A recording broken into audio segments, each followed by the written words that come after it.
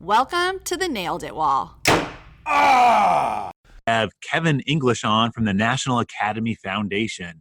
He's going to be telling about his story about fixing up a car, getting hands-on, his career at Peoria Unified, and where he is today. Buckle up and enjoy the ride. I'm Mr. Lane, the STEM guy. And I'm Mrs. Scofield.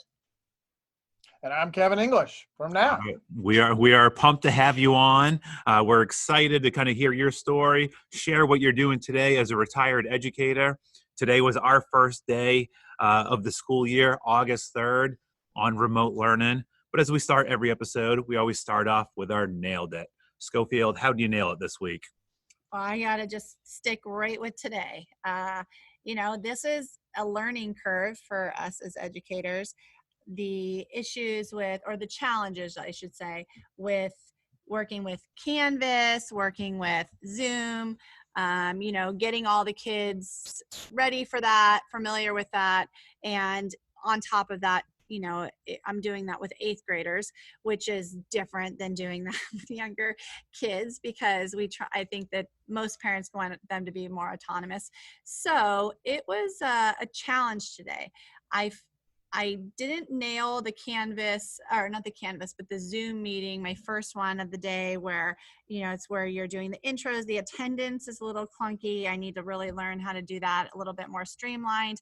And then I got into Zoom and I was trying to play the announcements and I couldn't figure out how to stop announcements and I lost the screen somewhere. And I just kind of looked a little bit frazzled. And, when you're trying to put a good foot forward the first day to start the year with 8th graders, that could be bad. But I have to say those kids were very gracious and kind and patient. And I was very impressed with their attitudes. So that made me feel better, but it was not an amazing first experience. Tomorrow, it's going to be amazing. You survived the day. I survived Tomorrow's the day. going to be a better day. Yeah. I love it. Thank you for sharing that. Kevin, what's your Nailed It this week?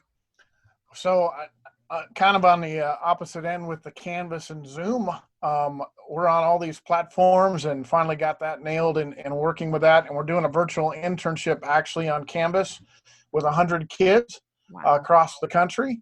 And we'll talk more about that, but we got that nailed. And we use Zoom and Canvas and Google and all the platforms and got them all to sync together and work. And so that's my nailed it. Oh, you gotta love those stories when technology kind of comes together. A lot of our teachers in our district just learned about Canvas last Tuesday. Yeah. We had kinders on Canvas today. We had first graders on Canvas, putting Zoom passwords in. It's a crazy world we're in, but it's exciting. My Nailed It was I had first grade. I don't have kindergarten, so I teach 1st through 8th grade. And so I had this introduction with first graders, and I shared with them this little Cartesian diver, like squid that I had with my magic finger. And they were just answering all these questions. They're like, I think I see metal. I see your ring. I see this. And just like through that Zoom, like their eyes just lit up.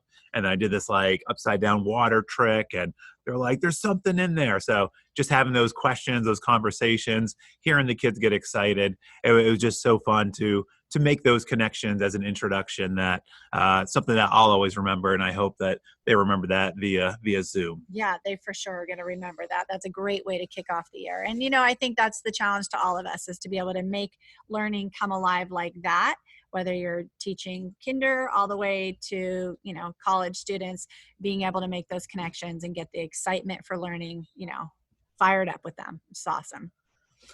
Now, as we get started, Kevin, give us a little background to your story. Are you a native Arizona? How did you get into education? Tell us, what is your story? So I've been in Arizona since '73 when I moved here from Ohio. I got into education because I was a CTE student in Tucson and career technical education student. And I was in an agriculture program. And I was one of those children that was either going to make it or break it in high school, right? So I had a teacher that kind of grabbed me and said, you're going to go the right direction, not the wrong direction. And took me under his wing. And then through that activity and being involved in the welding classes and shop classes and having hands on something that kept my mind going, turned me around. And he offered me an opportunity. He said, here's a college scholarship if you want to be a teacher. Apply for it. I thought there was no chance in anything that was going to happen. And By the grace of lots of good professors at the University of Arizona, I got a letter in the mail that said, "You've been accepted." So I went to U of A, became a student there, and then I started teaching in, my goodness, 1986. And I taught at Marana High School in Tucson, then I taught at Flowing Walls High School, and then moved to the Peoria Unified District and started their building trades programs for the district. I taught building trades, agriculture, construction, and welding and biotechnology for Peoria. I was at Peoria High, Centennial High, and Raymond S. Kellis High Schools. Wow. And I was, I think 2006, the National Career and Tech Educator of the Year. And I think it was because of our approach to project-based learning and having kids build projects and actually be involved with their hands and from ground up all the way to the finish. So we built portable classrooms, we built a golf course, we landscaped schools, we built Japanese gardens. We did all kinds of things to keep kids engaged. Wow. Now, talk about Peoria supporting like your innovative ideas. Like, did you run into a lot of like admin barriers, or did they just basically, you seem like you're at the forefront of this project-based learning that's kind of gaining steam the last couple of years? We, at the beginning of it, it was a hard sell because we would have our students go pitch the projects to the principals, and it was hard for them to believe kids could accomplish what they did because they were so used to them being, and the big piece was there are 35 desks in a classroom and they're used to those 35 desks being filled. And when you say to students go to work and they spread out, people aren't used to that environment. And they don't know how to evaluate that environment and to go, wow, is that really learning that's taking place? So it was a challenge for us to educate our administrators, but once they were on board, they carried the weight for us, and they brought folks in. We did a lot of tours and a lot of things like that to keep people involved. Yeah. And then Now, we got a lot of industry sponsors. I was going to say, now, how did you cultivate those business partnerships as you rolled out all these programs? Yeah, that was a key. Once you have an industry partner that says this is what we want, and even more endorses the curriculum by saying here's the competencies that we expect when a student comes out that we want to hire for, and endorses that, and then says this is what we want. Now we'll even sponsor it by buying lumber for sheds to prove it, or paying for the landscape materials to donate to the school, or to pay concrete for a project or a pad that students are going to build. And so when that happens, the whole world kind of turns around. And when you put the industry partner on the site with the student, with the administration, and they get to see it all happen, and you get the pictures, and then you celebrate it with everybody, it's a win-win, and everybody gets excited.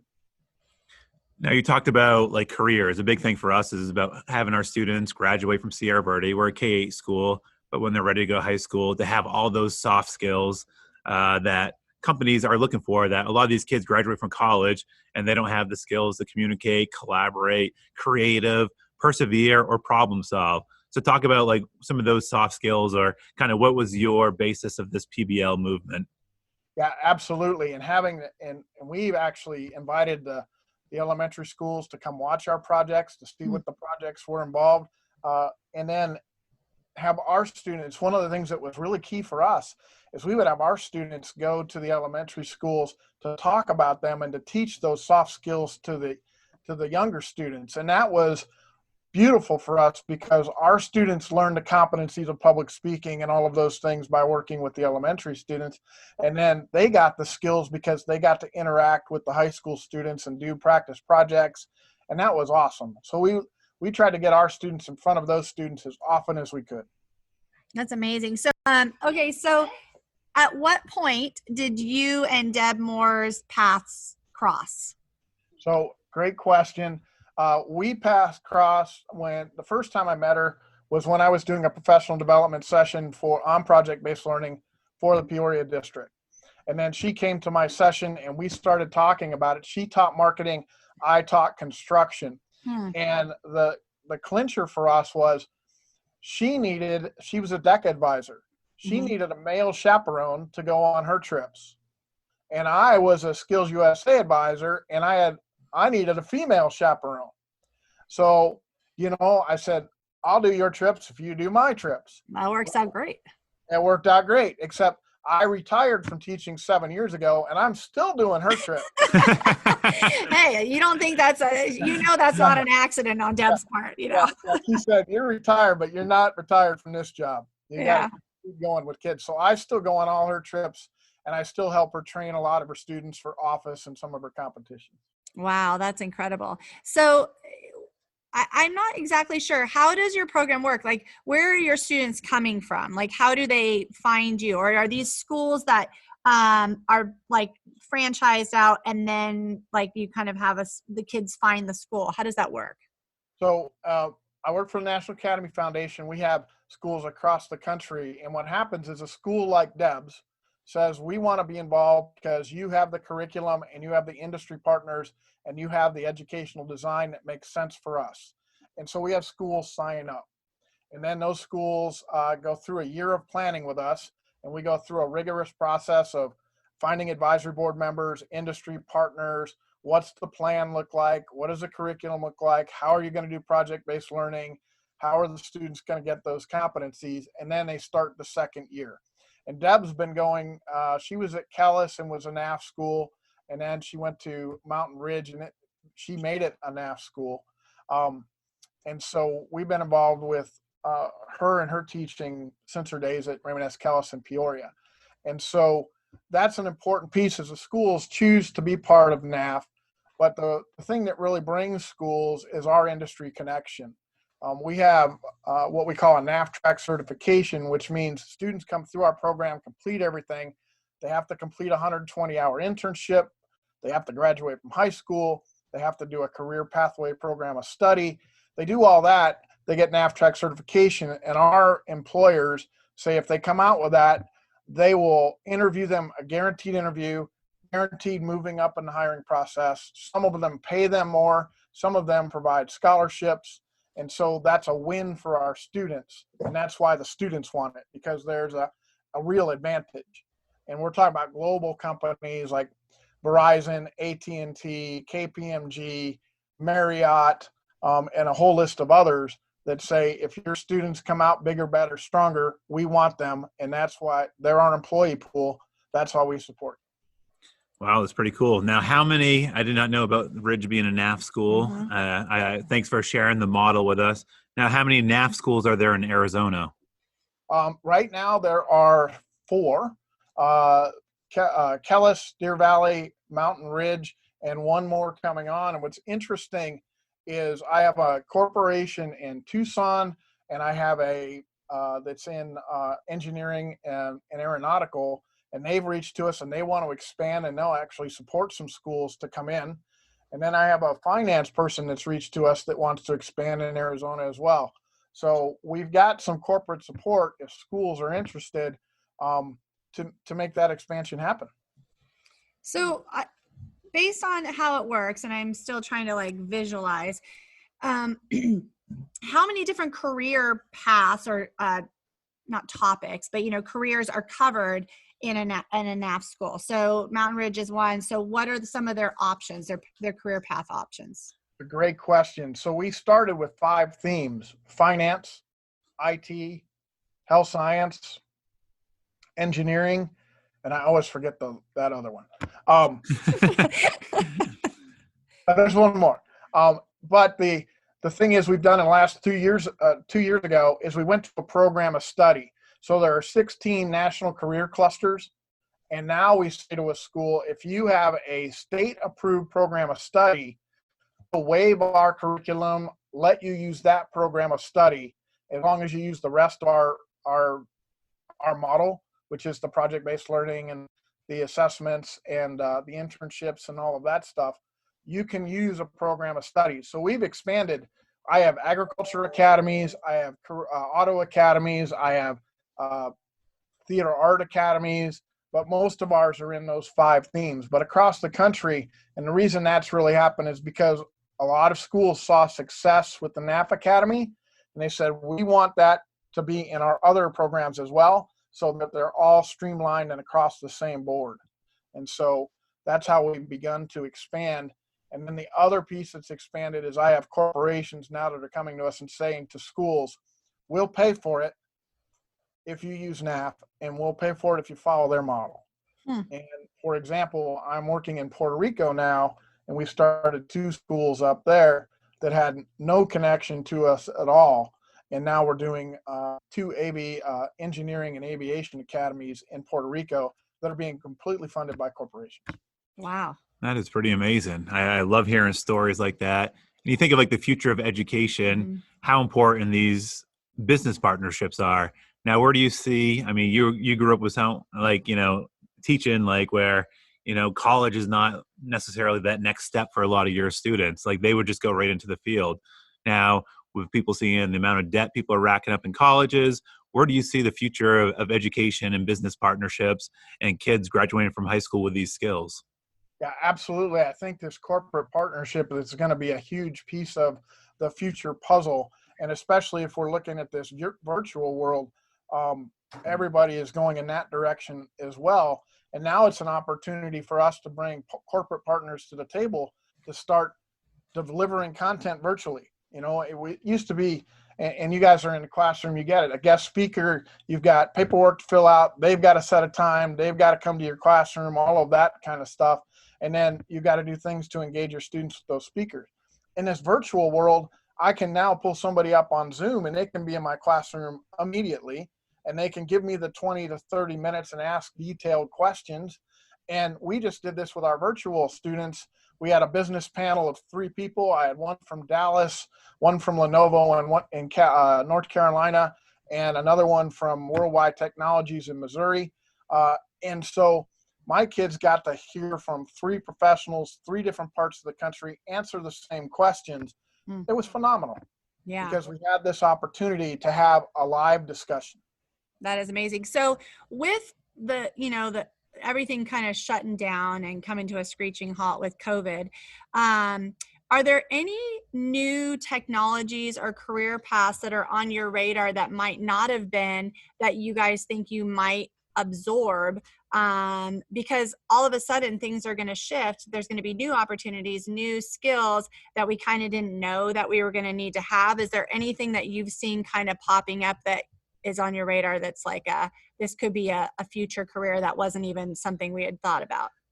So if logistics is becoming a big one with all of the shipping and the packaging and everything going that way, I've got a lot of folks that are saying we need logistics programs. That's something a year or 2 ago I didn't even hear in a career and tech education space, in logistics.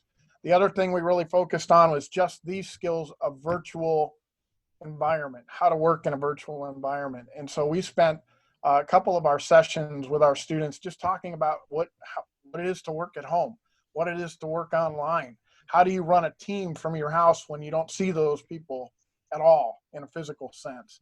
How do you manage projects across online?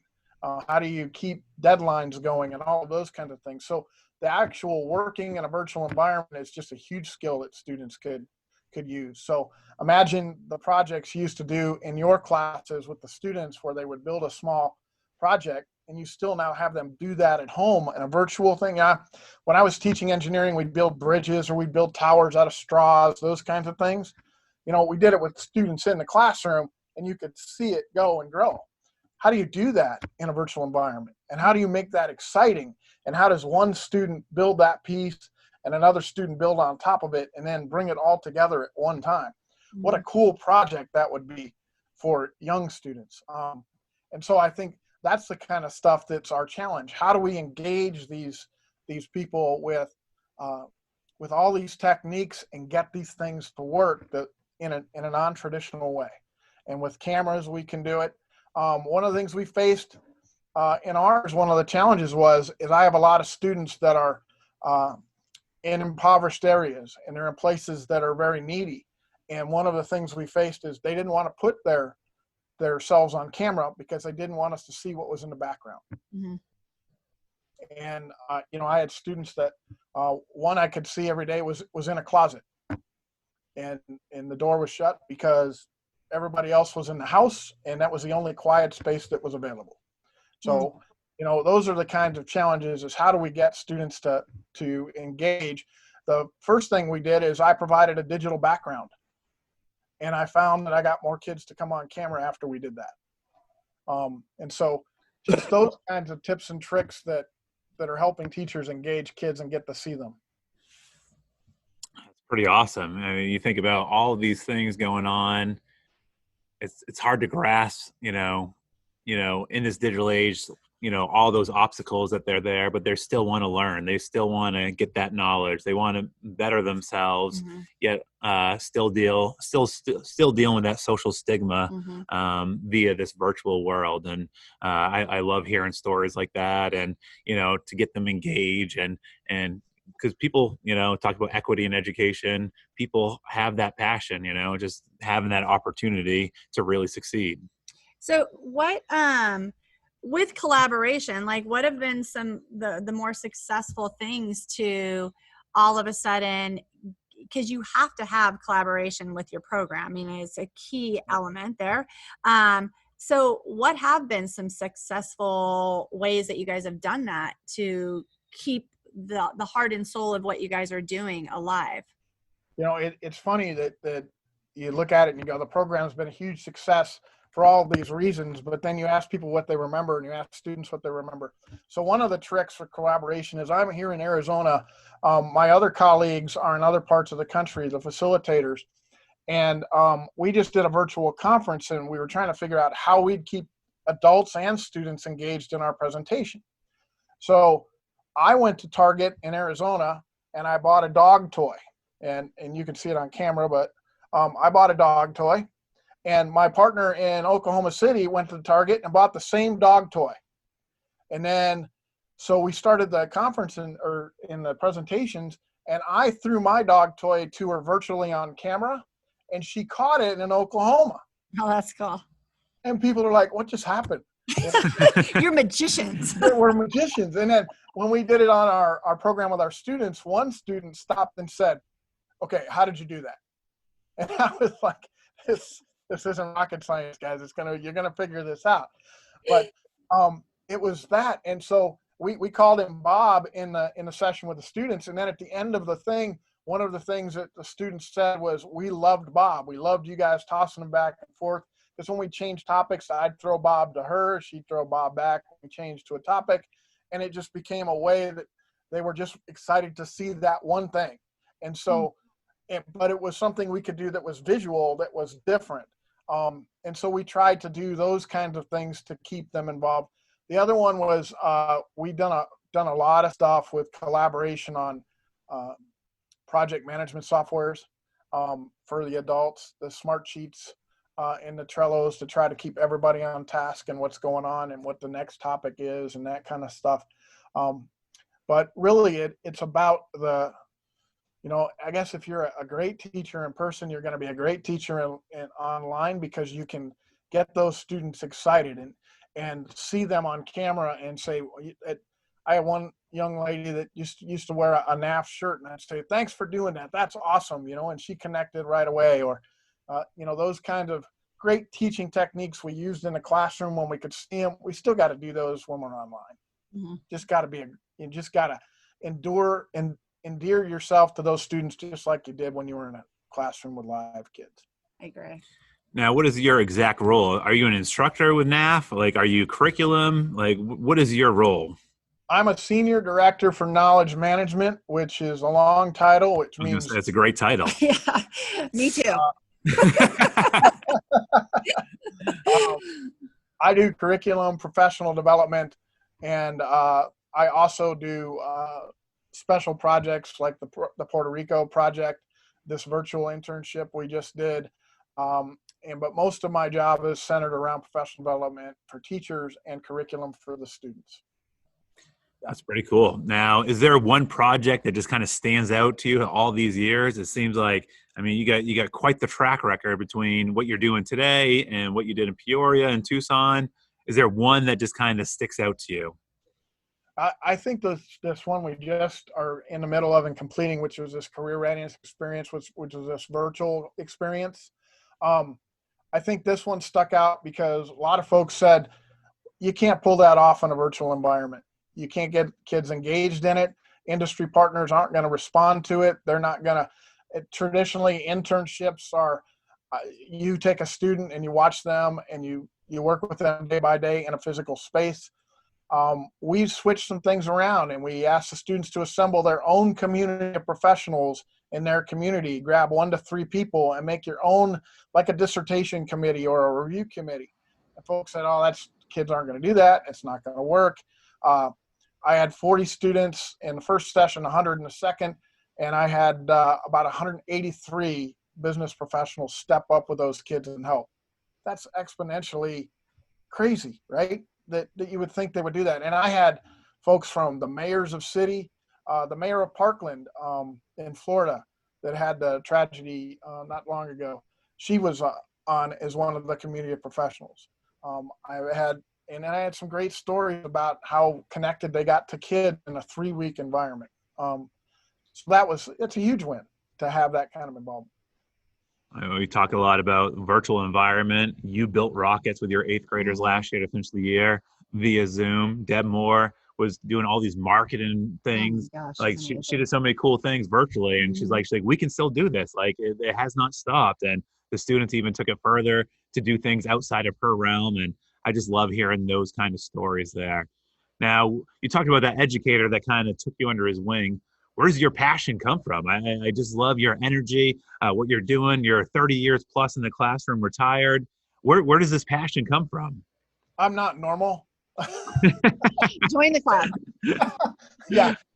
I am not normal. I just love watching students, adults, or kids get it. I love the light bulb moment going off. I love kids showing people that what they said they couldn't do, they could do, and they do it in ways that we didn't think were possible, and just blow their minds and blow the minds of the folks watching them, and to build things that I never thought I could build. I just get excited about that, and I get excited about seeing those faces on camera or in person, making those connections. It just excites me, and then I like to mess with people. I like to do things with my students that mess with their minds, like throwing the ball across the states and make people think. So for me, it's a challenge because I just want what's that next thing I can do? What's that thing that I can do that's going to get your attention, that's just going to make that day for you? And how's that going to kind of translate into how I can get you to learn better that day by pulling that off? And that's just a cool way to approach teaching, and a cool way to go. And one of my mantras at NAF, and we say it all the time, is today we're going to change the world. How are we going to do that? I love that. That's the kind of stuff that keeps. And my teacher, his influence on me was he believed in me, although a lot of other folks did not, and challenged me to do things I didn't think I could do. I built a greenhouse in his shop at 16. It was a 10 by 12 greenhouse, and he took the effort, got the dump truck from the school, loaded a greenhouse on top of a dump truck, and drove it 40 miles to a county fair and let me enter it in a fair where I got the grand champion. But wow, he went the extra mile to make that happen. They believed in it. Yeah. Well, and you're in that position, First, I think we got to talk about the amazing feat of moving a greenhouse. I know. They're very fragile. Kudos. It's like a kite if you think about it. Kudos to you for becoming the grand champion. But I think the real victory was this teacher moving it 40 miles. Driving an old rickety dump truck down a freeway. How do you not get pulled over, actually, if you really think about it? It's pretty remarkable. Yeah, that was awesome. And that stuck with me, that he was willing to do all of that. I mean, most people would say that stresses me out. That's not going to happen. We'll take pictures and we'll make a poster board. And he said, no, we're taking the whole thing. And I'm like, okay. It sounds like you would have put it on a wagon. It's if like, you had what's next? I know. What's next? I know. But, it's interesting when you think about it. When kids are invested in what they're doing, and your program is it's built around kids wanting to do what it is that you're able to give them, right? They're seeking that out. What you can achieve when you don't have to talk them into what they're doing. They have that inner drive.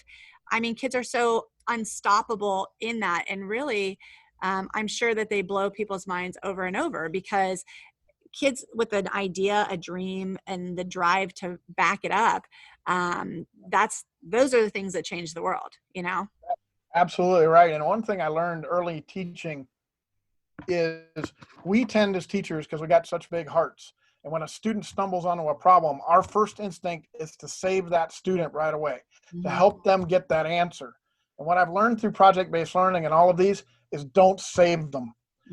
Deb and I did a project with students, and she was doing the Empty Bowls project, and one of the kids came to us and said that at like noon of a day that we were supposed to have the spaghetti dinner, they were responsible for pulling the spaghetti dinner off. They were the ones supposed to get the spaghetti donated and the sauce donated, and at 6 o'clock that night, we were cooking spaghetti. They called us at noon and said, we don't have it. Oh my gosh. And Deb and I looked at each other and we said, it's 6 o'clock. You got to have it, or this whole thing fails. And we're not going to go buy spaghetti, and we're not going to make spaghetti. It's on you. And we said goodbye. Was there spaghetti? 6 o'clock, there was a spaghetti dinner.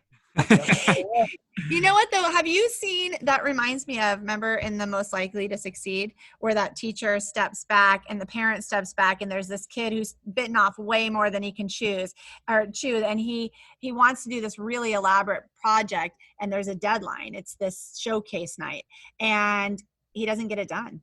And the teacher said it was the hardest thing to step back and let him fail. Same with the parents. She's like, it was his project and he just had to fail. And it was so hard because the kid is just crestfallen in this part. But then you see later on, the teacher makes a special time for him this summer.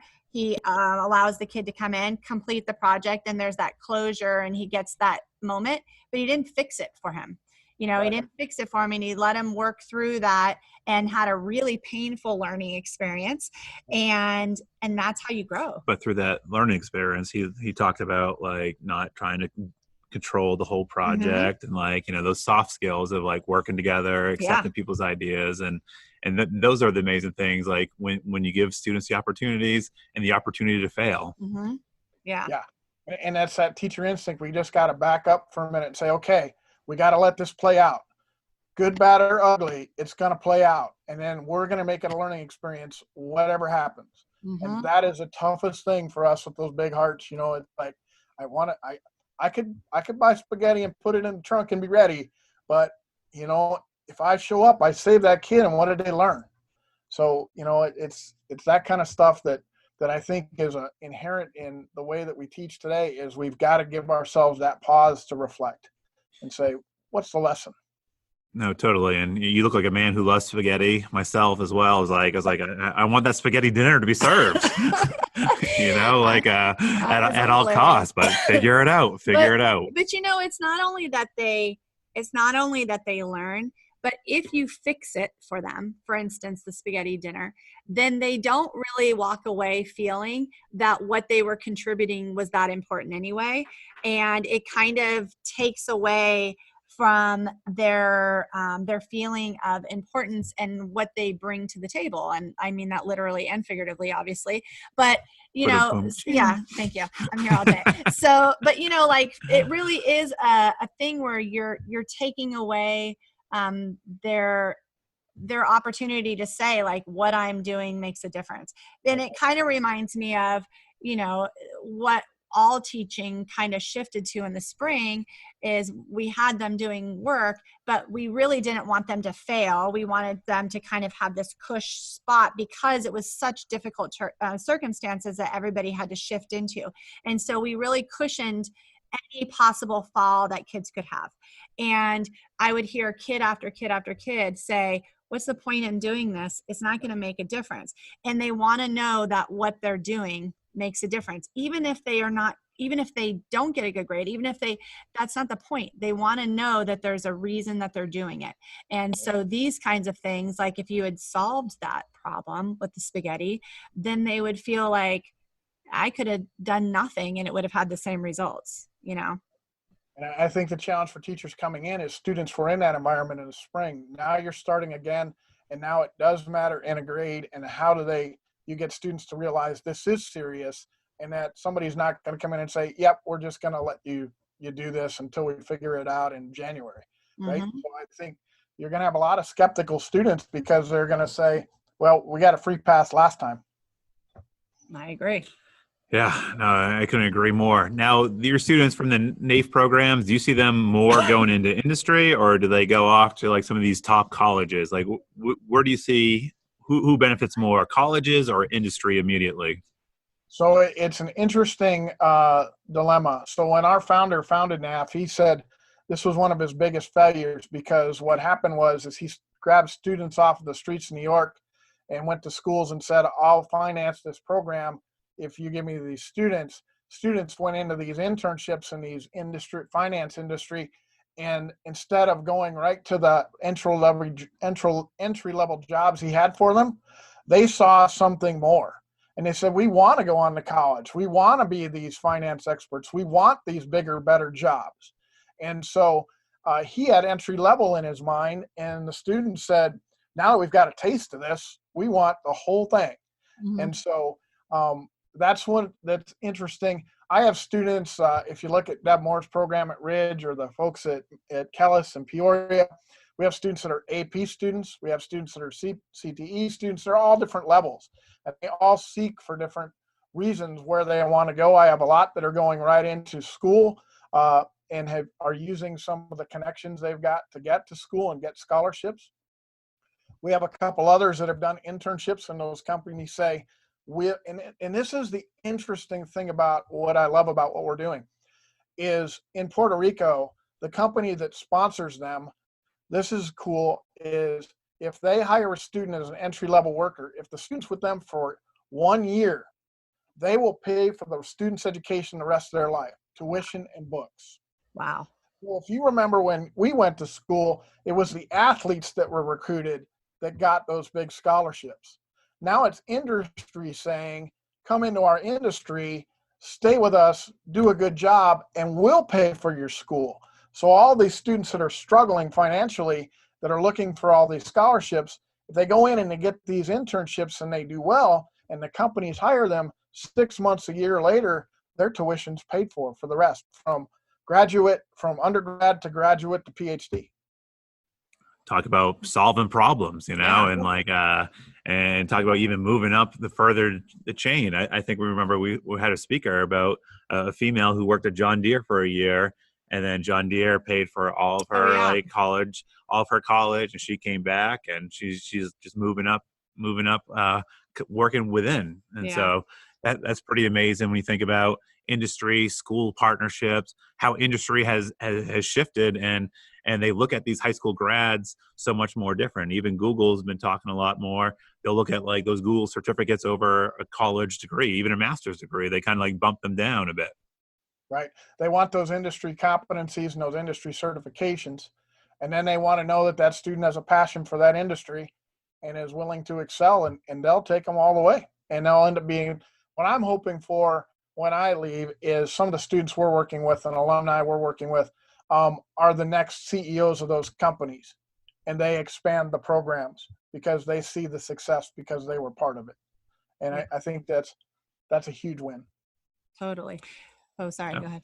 Now, for the direction of NAIF, now do you want to just add more and more? Like, are you guys going to become overwhelmed with so many different career paths, or is it like, do you want to bring in more students, more schools? Like, where do you want to see NAIF kind of go moving forward?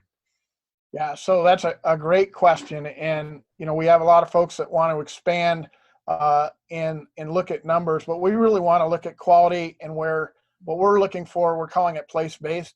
Where are we going to make the biggest income or impact? Is it going to be in a community that has a demographic that's struggling, an industry that needs employment, where we can build up the whole community?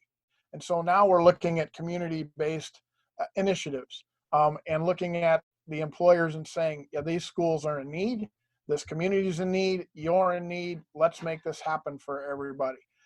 We used to go to schools and say, be an academy with NAF, and now we found that our most successful stuff is when it becomes a community effort and it becomes a corporate effort, and then they make the program successful. Then another school in the next area says, well, those guys are doing it, we want to do it. And that's how we're starting to really grow.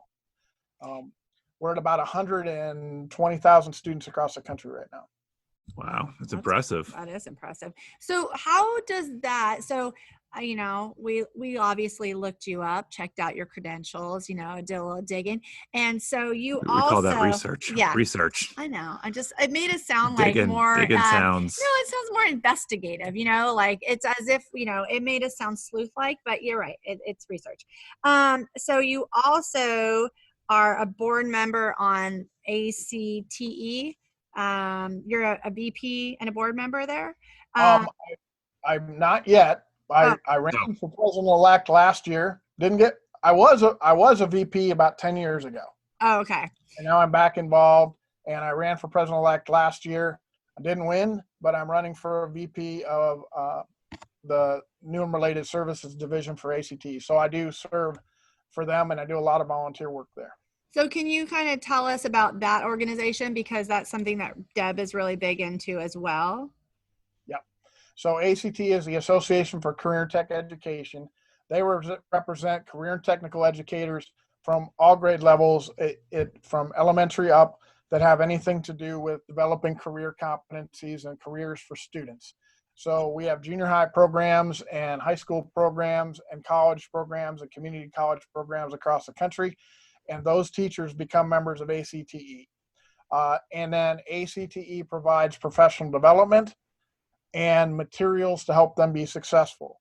The other thing that they do, and this is where Deb and I spend a lot of our time, is lobbying and advocating for career and technical education so that funding like Carl Perkins and initiatives like the JTEDs in Arizona happen. So we do a lot of work on the ground to get this in front of folks that make policymakers and decision makers.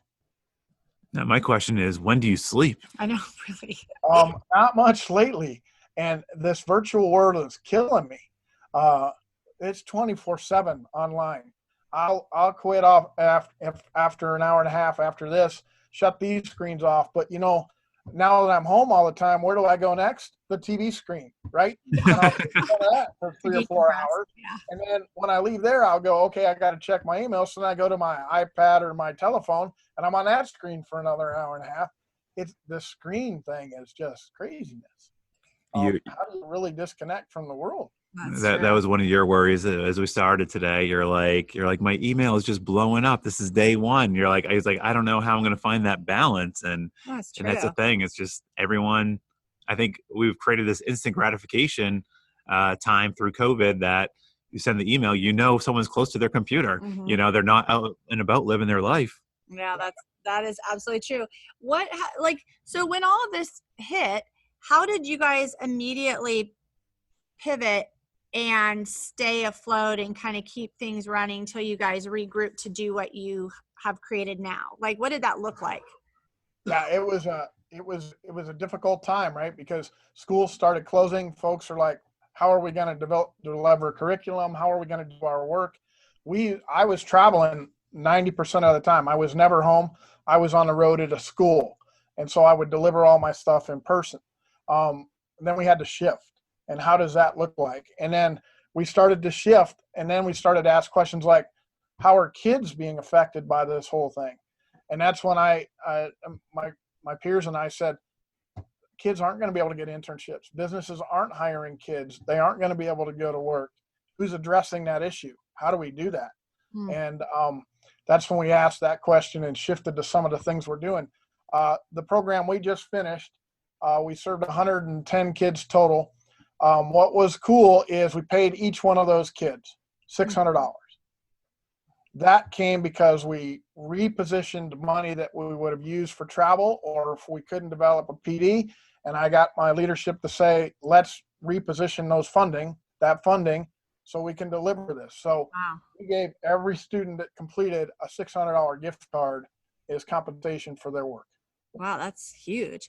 How much do you think, going forward, when things calm down, right? Ideally, we want there to be some kind of like a resettling where, we can be in person in some places, and then, some virtual.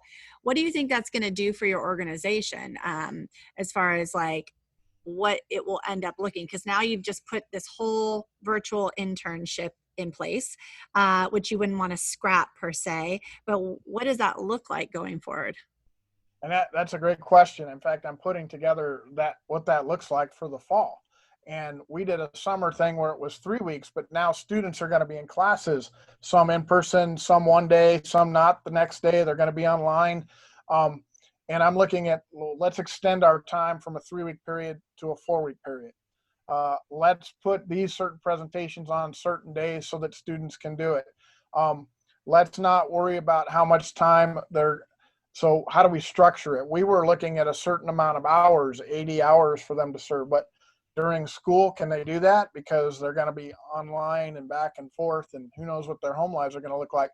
So we're going to try to do that. But I think what's interesting is we're probably going to adopt a whole lot of less staff travel and designate things to a regional place and have folks. And then we moved our whole conference to an online conference this year. And next year, we're actually scheduled for here in Scottsdale in Arizona. And we had a great virtual conference. So I think you're going to see us do that conference, but in person, but also offer it like this, where we're going to do podcasts live from the conference. Those that can't attend can still attend, and really try to make it a hybrid. And I think that's been some of the most powerful, like PD this summer. Mm-hmm. We were bummed when I.c.C canceled in Anaheim this summer, Brutal. and then we were holding out for November that they kind of pushed that back, and then they just said everything's going virtual. And we're going to get so much out of it, but you miss that person to person feel. Now, how do you feel? Have you adapted to the home life that you're ready to accept not being out there on the road and making those personal connections? No, you can tell by me. I'm a people guy. I want to be with I was everybody. going to say, I got that sense from you. I want to be high-fiving everybody around me and then having a Diet Coke at the end of the day, right? I want that personal connection. And that's the hard part of this whole thing, is how do we get that? And how do we do that? And what are some of the fun things we can do? But I think as we develop, I think you're going to see smaller groups get together and then a lot of online stuff. So, you'll have the conference staff and maybe some of the presenters in one place. And then, the folks that are local could come, and then the other folks. One thing I think that's really going to affect us all is schools are not going to allow, and that's one of my concerns, is student organizations like Skills USA and some of the TSA and some of the things you guys are involved with, students, where you would go, and robotics, First Robotics and the VEX Robotics and all those. Our students, they love to go to those places. Mm-hmm. But schools are not going to approve field trips to go anywhere. Yeah. They're not going to allow out-of-state travel where I put 15 kids on a plane with Debbie Moore and go to Nashville for a week-long conference. That's not going to happen. Yeah. So, even thinking about the first of like mentors coming in to volunteer. Yeah, and I was that's all of a sudden when school's open, it's like you've lost the tutoring mentorships, the robotics mentorships, Mm-hmm. where they come in and kind of give back. And those are the foundation of so many of these organizations that all of a sudden the doors are closed because of COVID. Right. So how do we pivot those organizations and get those kids still excited? How do we do a virtual robotics competition, that we can do? It's going to be those kind of pivots that are going to be really important, is how we think through them and how we keep our kids engaged. And the same thing is with teachers. My son's a teacher in the Tolleson district, and he's like, if I got to go to both online and in person, I want to choose one or the other, because I don't think I can do a good job at both. So, teachers are got to make decisions too. And so how do we help them? It's interesting though, if you think about it, that, our kids, like this generation, they're very acclimated to a screen life, and all of a sudden we basically put them into what you would think would be their dream world, right? Like they're sitting in front of like a device, or like, cause they're typically so engrossed. But it's funny because then you realize It's not necessarily as appealing to them as they thought of. And, my son had, unlimited gaming for the most part this summer because there's no place to go and all that. And they get to a point where they want something else. They want something deeper. And I think that there's a lot of kids going into school this year with a different attitude about online learning because they're so bored and they're just hungry for something. So like in the spring, they weren't really feeling it.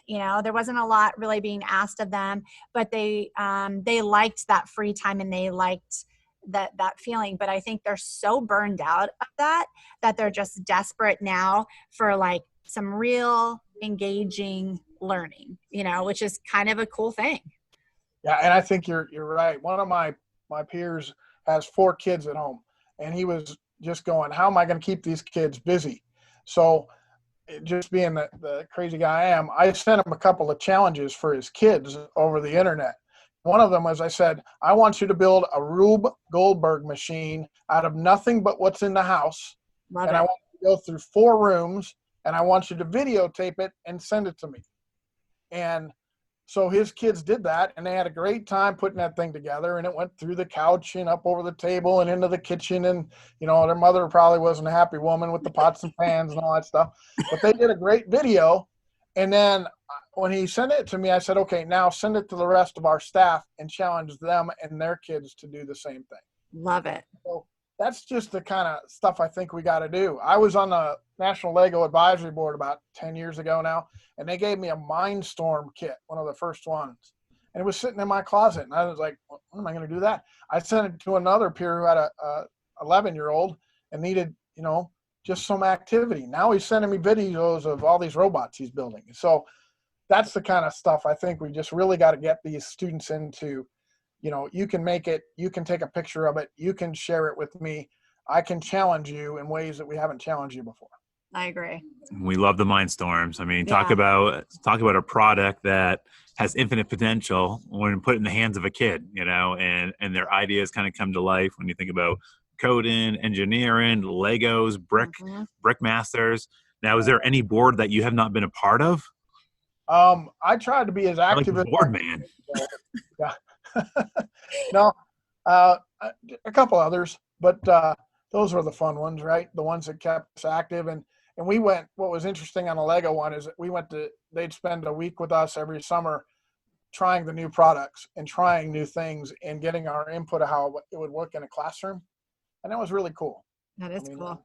There's nothing like, we always say, the sound of the brick, turning on, that little sound every time you get that. Downloads a new program. Yeah, downloads a new program. It's just like the coolest sound ever.